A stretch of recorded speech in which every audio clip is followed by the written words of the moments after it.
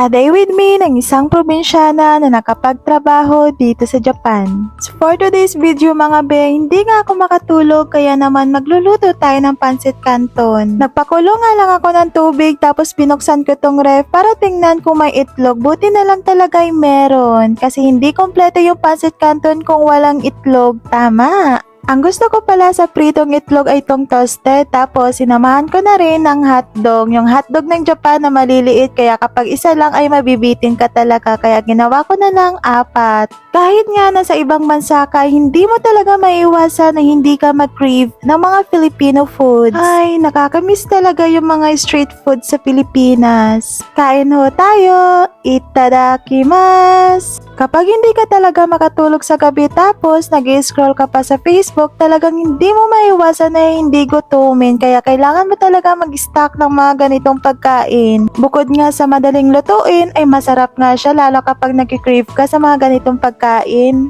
Pancit canton, baka naman, char!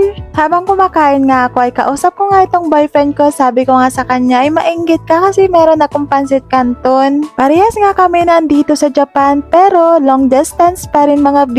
Pero okay lang yun kasi para naman sa future namin. Pagkatapos ko nga kumain ay hinugasan ko na nga yung mga pinagamitan ko sa pagluluto kanina. Hindi ko nga sana huhugasan yan kaso nga lang ay nagbibideo tayo mga B kaya naman sisipagan natin yan. Ito talaga yung pinakaaya kong gawain sa bahay. Kayo din ba? Huy, wag kang aminin mo. Kaya hanggang dito na lang muna. See you my next mini vlog.